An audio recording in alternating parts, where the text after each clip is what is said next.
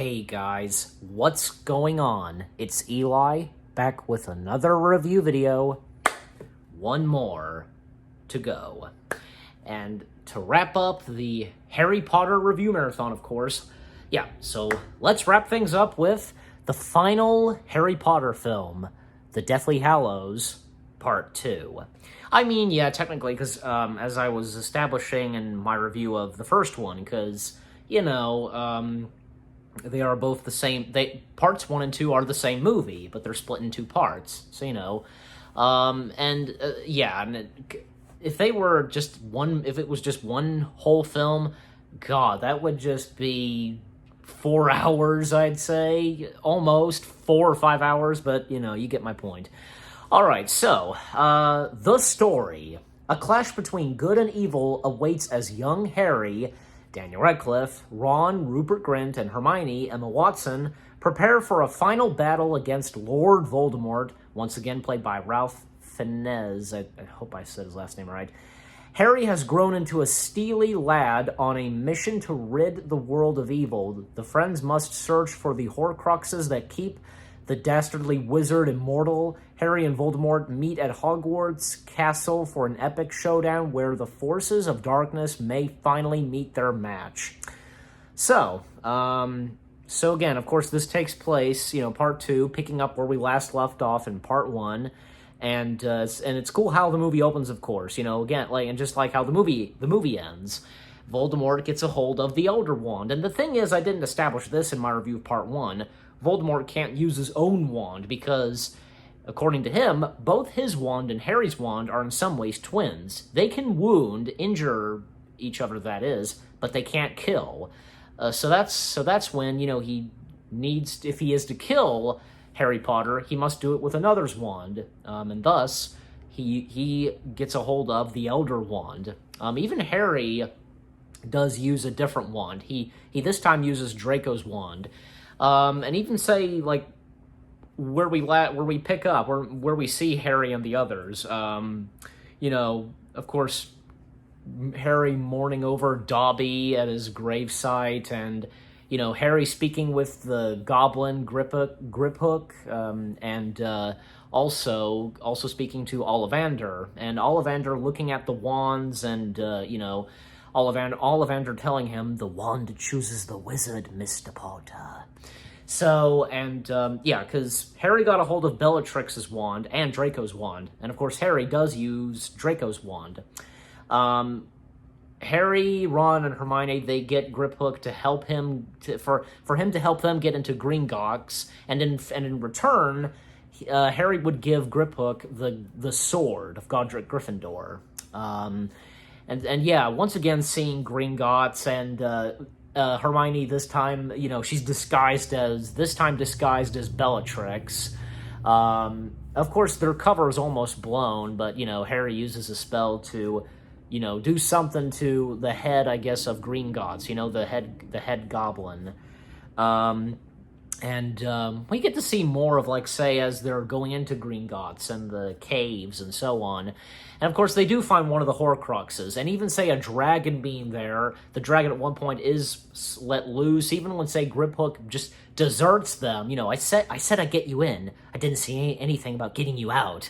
He takes the sword and he just deserts them. And, you know, Harry, Ron, and Hermione, they gain control of the dragon. They escape and, you know, just breaking through Gringotts and flying, you know, from the wizarding world in London, and, you know, especially when they fall into the river, Harry is having visions, and Voldemort can sense the fact that, you know, what's happened, and even seeing Voldemort killing those at Gringotts because they failed him, so, you know, and it's hard to believe that, yeah, even the goblins, they were working for Voldemort as well. Well, they had no other choice, I guess. Even Griphook, you know, he didn't survive, and the sword he had vanishes. And eventually, because even at one point, Harry, Ron, and Hermione, they do come across, and they meet up with, oh gosh, I hope he's here somewhere. You know, I believe it's, yeah, I think it's this guy. Dumbledore's brother, that is. Yeah, it's him, yeah. It's, how do you pronounce his name? Aberforth Dumbledore, I want to say. I think that's how you pronounce the name. Aberforth, I believe. And he was the one that sent Dobby to help Harry and the others. And also this painting that I forget the name of the lady's name of the painting, but it opens at one point, and Neville is there, and he recruits them back to Hogwarts, and Neville has, and we get to see, of course, Neville again, and everybody else at Hogwarts, and and as I know I established this before in part one. Part one was the only film, where we don't see the Hogwarts castle, but of course, we do see the Hogwarts castle, and Harry tells them that there's something hidden, another Horcrux, basically, and it's also at that point Snape calls in the students, and and Snape knows that Harry is here somewhere. Harry confronts Snape. How dare you stand where he stood? Tell them what you did. Tell them how you looked him in the eye. And a man who trusted you. And Snape is about to do something to Harry, but Professor McGonagall takes action, fighting off against Snape. Snape runs off, and you can hear McGonagall saying, "Coward!" Voldemort contacts, communicates with everybody in the castle and speaking directly to Harry Potter. And I also love it because when Mr. Filch comes in, "Students in the corridor! We are supposed to be out of bed, you blithering idiot!" That's really funny. McGonagall setting Filch straight, and she even has Filch take the Slytherin students to the dungeons. And of course, the Order of the Phoenix is there as well, and everybody's there, and they're preparing for a battle, and even say when they put up a shield, basically. I also love it when McGonagall uses a spell to summon statued soldiers to keep guard. And it's funny because with, she says, "I've always wanted to use that spell." And the look on Mrs. Weasley's face, Molly Weasley, that's right. Also, Luna was telling Harry about something because of Helena Ravenclaw, played by Kelly MacDonald. I read about this, that Kate Winslet was considered for the role, but something happened, say, with her agent. I don't know if I can't remember this, but, But it would have been nice if Kate Winslet did make an appearance as Helena Ravenclaw. But Kelly MacDonald, she was pretty good. I think she fitted the role and likeness of Helena Ravenclaw. She's the only one we see. We don't see any of the others, like Godric Gryffindor, Hufflepuff, if I said the first name right, and Salazar Slytherin. I have seen, there are photos of the characters, and if I recall, even say in the Wizarding World at Universal, and even say like actors or any, they are made up as the characters. So I just love it because even when Luna shouts at Harry, "Harry Potter, you listen to me right now." Yeah, because Helena, Harry's talking and asking Helena Ravenclaw about something about Tom Riddle. And even say Harry has, the Horcrux they found in Gringotts, Harry has Hermione and Ron go down to the Chamber of Secrets, and that's really cool. We see that once again, and seeing what's left of the basilisk, the skull of the basilisk, and taking one of the basilisk's teeth and destroying it, and even after that, Harry and Voldemort, they can feel the Horcrux being destroyed, and even the Death Eaters. And if I called and I'm pretty sure though, I've called the Death Eaters Dementors, in my past reviews of Harry Potter. I do apologize. So they're Death Eaters, not Dementors. Two different things. The Death Eaters, they were trying to destroy the shield, but that's when, after one of the other Horcrux is destroyed, Voldemort just loses it, and with all the power of the Elder Wand, just, destroys and breaks the shield. And, of course, the battle does begin. Even say when Neville was kind of taunting them, yeah, you win, we lose.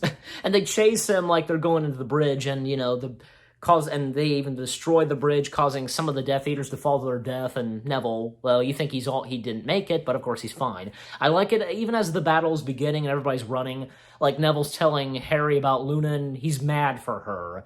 And that's where, yeah, it's official, because, you know, Neville has a crush on Luna, so...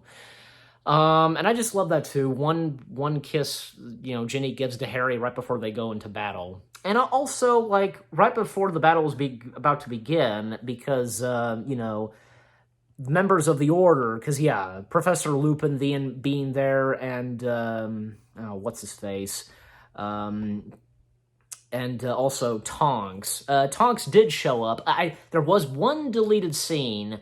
I wish it were in the film, actually, where Tonks, you know, joined Lupin, because, you know, she had to be there for her love. So even though they already had their child, their son, you know, both of them, they still joined in the battle, fighting and so on. And yeah, and wait until I talk about them later on. Oh, God. And so, yeah, the battle beginning, and even say when Draco, like, you know, what's the word I'm looking for? Well, he gets Goyle and another Slytherin student, you know, acquires them. I don't think it's the word acquiring. Oh, gosh, I can't think of the word, but anyways, you know. And so I forget the name of the place that they're in, but, you know, where they do find the other Horcrux, and, you know, Harry comes face-to-face with Draco again. Oh, yeah, and by the way, even after Hermione and Ron, they destroyed the other Horcrux, they do finally kiss, they get together. I've seen clips on YouTube, you know, and I've seen this one clip where everybody in the theater, they just screamed, you know, because flipping out over them finally kissing and so on. That's Harry Potter, that's the Harry Potter fandom for you.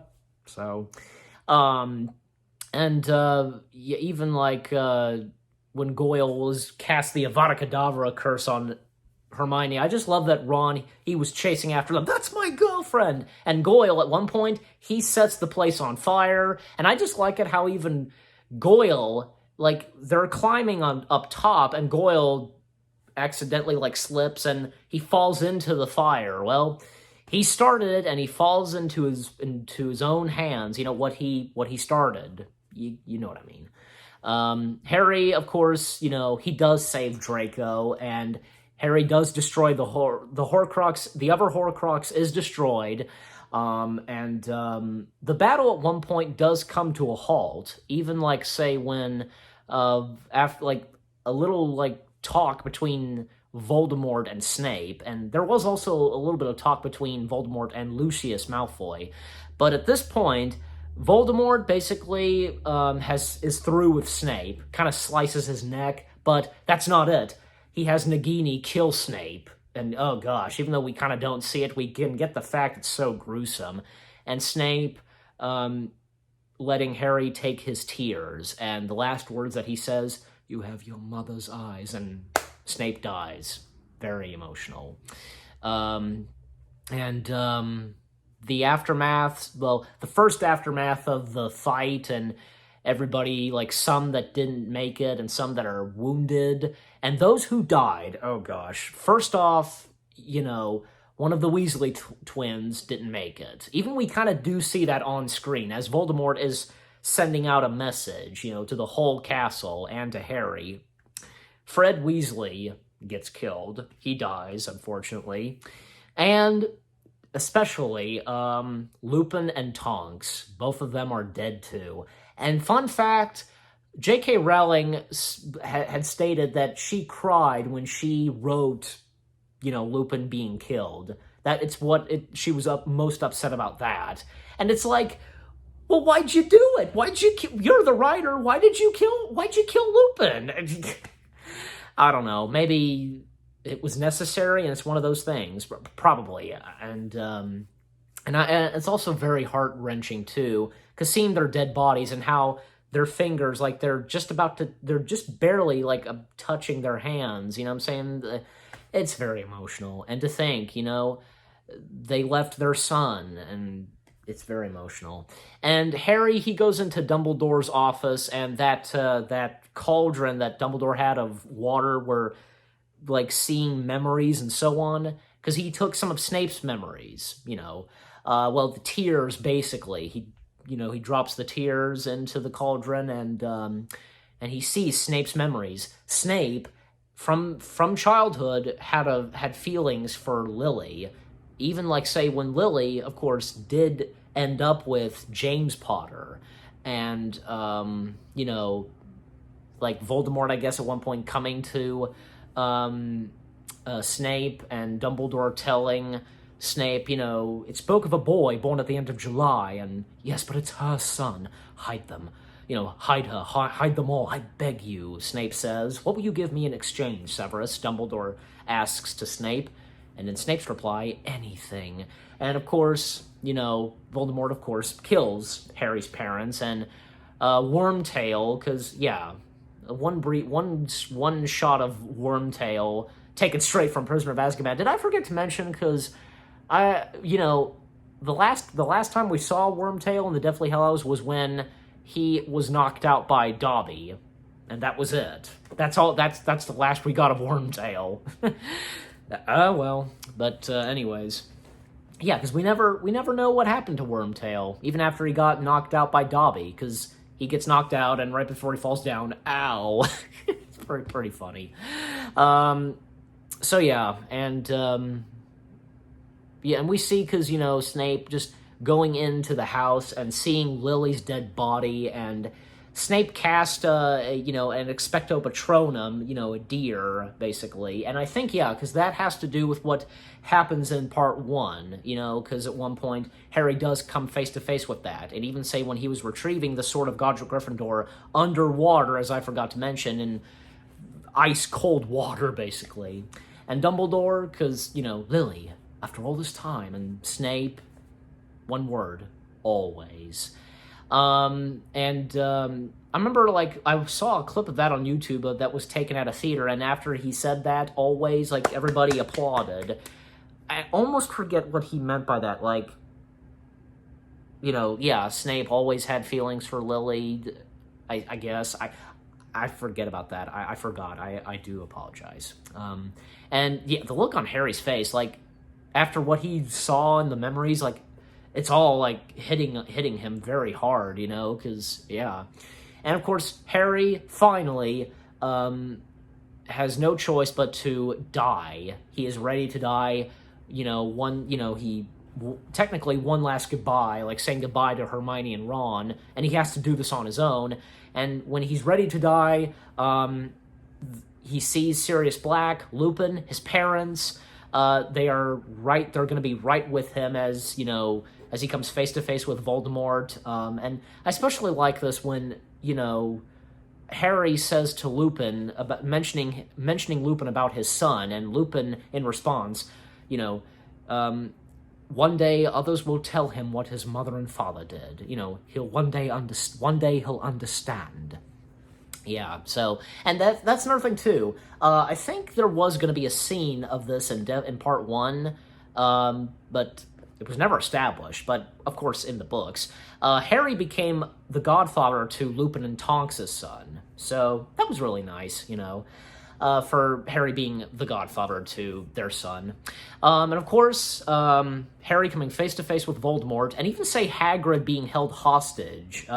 We didn't see him at all, throughout part 2, but we see now what's happened to Hagrid. He was kidnapped and held hostage, and Voldemort finally killing Harry. Harry is one of the Horcrux, and Harry, he's technically, he's, at the London train station, but it's supposedly to be heaven, basically. And seeing Dumbledore once again, they have a bit of talk, and Harry, of course, comes back to life. He still pretends to be dead, even when, say, Draco's mother asks him if Draco is still alive, and, him still pretending to be dead, he nods his head. And they all go back to the castle, and the dialogue that Voldemort gives, Harry Potter is dead, and yeah, that laugh he gives, come join us, and Draco going back to the group, and Neville kind of limping, he gives a speech, and he pulls out the sword of Godric Gryffindor. The sword comes to Neville this time, and Harry, he stops pretending to be dead.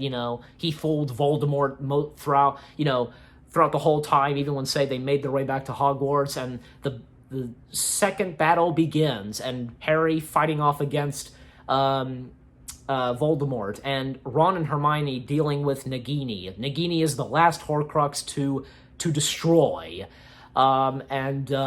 Even that one part where Harry grabs Tom Riddle, basically, as he calls him, come on, Tom, let's finish it the way we started it. Together! And, they go flying around, and that one shot with their heads, like, oh gosh, that's creepy.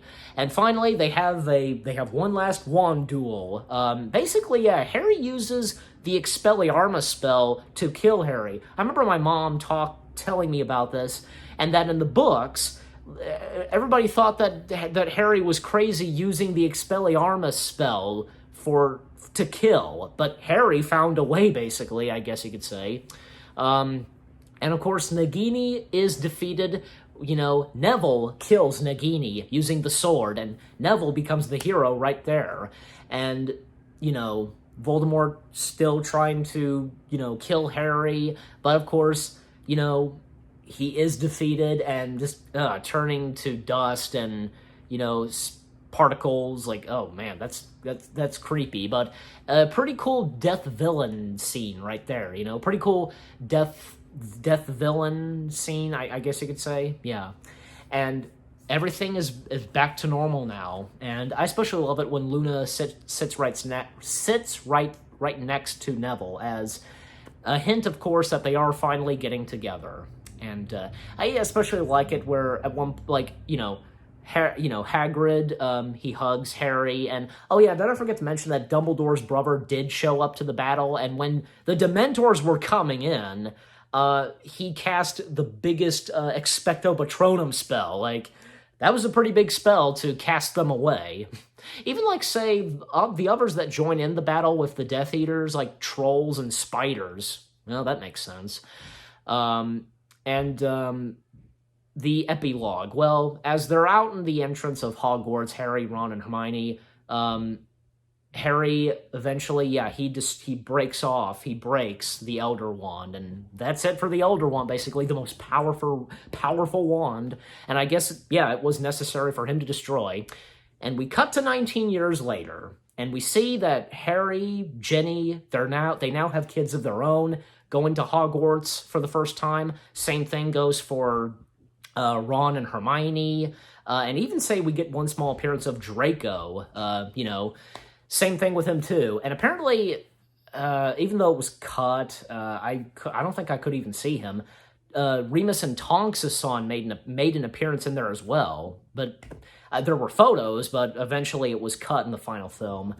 And Harry having a speech to his son, Albus Severus Potter, and what a way to end the film as they're on their way, as they're on the train, and the train leaves for Hogwarts, and a great way to end it with one last shot of our three main characters and the music. Great way to end the film. And technically, 19 years later, and with that basically leads up to The Cursed Child, which that is a book, so yeah. But anyways, so with that being said, Harry Potter and the Deathly Hallows Part 2, what a way for this to be the last film in the franchise. For the Harry Potter film franchise, that is. A 10 out of 10 for sure. What about you guys? What did you think of the Deathly Hallows Part 2? What did you think of my review? Leave comments and give this review a like as always.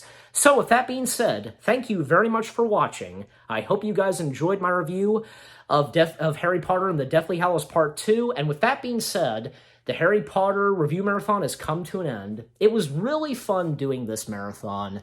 Looking back at these films, they left a huge impact, and It's like it changed the world, these films, and it grew this cult following, a fan base, and you name it.